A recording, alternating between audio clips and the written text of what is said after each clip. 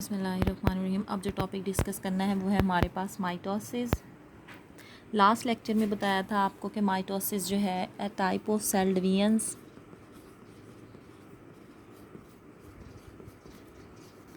In which cell divided into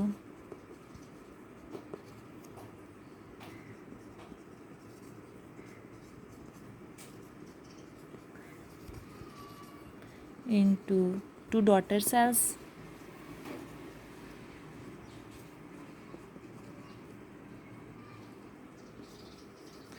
Each cell has same number of chromosomes as that of parent cell.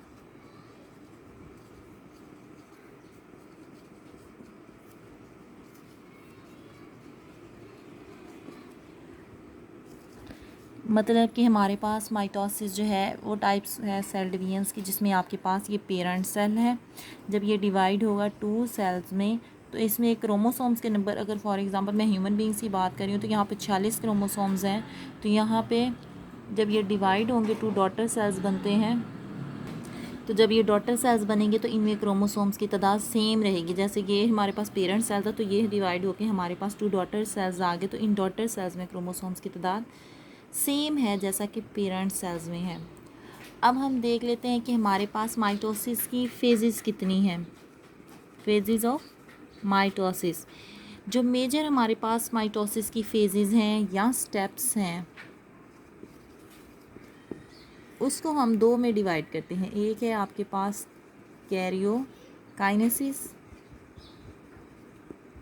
Karyokinesis simply होता है हमारे पास division of nucleus.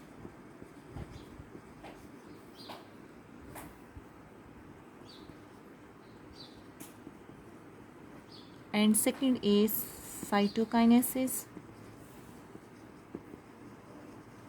And cytokinesis simply हमारे पास क्या है, divisions of cytoplasm.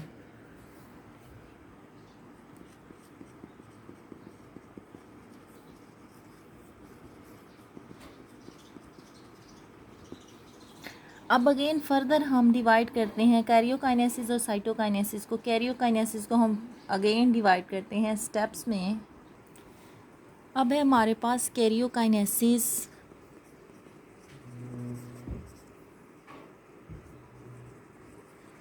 Karyokinesis को आप 4 मेजर स्टेप्स में डिवाइड करते हैं। इसमें है आपके पास प्रोफेज, सेकंड है आपके पास मेटाफेज, थर्ड है आपके पास एनाफेज, एंड 4th है आपके पास telophase. Now we will discuss one by one each phases. अब हम एक एक करके इन फेजेस को डिस्क्राइब कर लेते हैं। फर्स्ट ऑफ ऑल हमारे पास है प्रोफेज। प्रोफेज हमारे पास वो प्रोसेस होता है जिसमें आपके पास ये एक पेरेंट सेल है। जो पेरेंट सेल है इसके न्यूक्लियस में आपके पास जो है वो क्रोमाटिन मटेरियल है, वो आपको जो है ऐसे ही होता है जैसे वो फ्लूइड गाढ़ा सा मटेरियल है, और आपके पास यहाँ पे जो है वो सेंट्रियोल्स होते हैं। ये है आपके पास अर्ली प्रोफेज। लेकिन लेट प्रोफेज में क्या होता है कि आपके पास ये जो क्रोमोसोम्स की ये जो है न्यूक्लियस की वॉल है ये डिसअपियर हो जाती है, मतलब ये वॉल ख़त्म हो जाएगी, और जो क्रोमाटिन मटेरियल है वो ऐसे धागा लाइक स्ट्रक्चर्स की तरह का अपीयर होना शुरू, और ये आपके पास क्रोमोसोम्स हैं।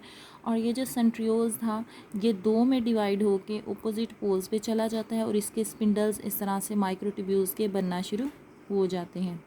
अब ये जो स्पिंडल्स बनने शुरू हो गए हैं ये माइक्रोट्यूब्यूल्स के एस्टर्स और ये स्पिंडल फाइबर्स, इनको हम कहते हैं हमारे पास है माइटोटिक अपरेटस। अच्छा जी, और जो सेल्स होता है वो अपने साइज से थोड़ा लंबा हो जाता है। सेकंड आपके पास जो है फेज़, उसे आप कहते हैं मेटाफेज़। मेटाफेज़ में आपके पास क्या होता है कि ये जो आपके पास सेंट्रियोल्स बने थे, इनके इस तरह से स्पिंडल्स निकले थे, तो ये जो आपके पास थ्रेड लाइक स्ट्रक्चर्स है ना, बेसिकली जो थ्रेड लाइक स्ट्रक्चर्स थे ये आपके पास ये क्रोमोसोम्स थे जो कि इस तरह के स्ट्रक्चर्स थे, इनके दरमियान काइनेटोकोर प्रोटीन्स थी। यहाँ पे बेशक आप ये बना भी सकते हैं। तो ये यहाँ पे प्लेट्स के साथ जो है वो दरमियान में अरेंज होना शुरू हो जाते हैं। ऐसे ऐसे आप बना लें। ये देखें क्रोमोसोम जो है वो इक्वेटर या इक्वेटोरियल प्लेट्स पे इस तरह से अरेंज होना शुरू हो जाते हैं। ये है आपके पास मेटाफेज। नेक्स्ट आपके पास जो फेज़ है वो है आपके पास एनाफेज। एनाफेज में क्या होता है? एनाफेज में आपके पास क्या होता है कि जो क्रोमोसोम्स हैं वो दरमियान से टूटेंगे और टूटने के बाद अपोजिट पोल्स पे हाफ हाफ जो है वो माइग्रेट कर जाएंगे या मूव कर जाएंगे। थर्ड स्टेज जो है, फोर्थ जो लास्ट स्टेज है वो है आपके पास टीलोफेज। उसमें क्या होता है कि ये जो क्रोमोसोम हाफ पोल्स की तरफ मूव कर गए हैं, तो टीलोफेज में ये होगा कि यहाँ से जो है वो सेल्स जो है वो ऐसे टूटना शुरू हो जाता, अंदर की तरफ जो है वो ऐसे मूव करना शुरू कर दी। ये आपके पास होती है टीलोफेज की स्टेज। जब ऐसे टूटना शुरू हो जाता है तो टीलोफेज में क्या होता है, एक सेल जो है वो दो में डिवाइड हो जाता है और आपके पास क्या है, ऐसे दो डॉटर सेल्स जो हैं वो बन जाते हैं जिनमें आपके पास क्रोमोसोम्स हैं। ये हैं आपके पास टीलोफेज।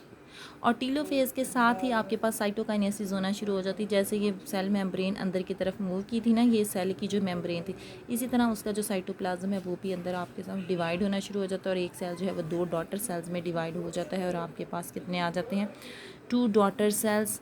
और उनमें क्या होता है, क्रोमोसोम्स का नंबर जो है वो ये सेम होगा जैसा कि पेरेंट्स में होगा। जैसे हम ह्यूमन बींग्स की बात करें हैं तो हमारे पास क्रोमोसोम्स का नंबर क्या होगा, 46 होगा। ये थी आपके पास माइटोसिस और उसकी फेजेस।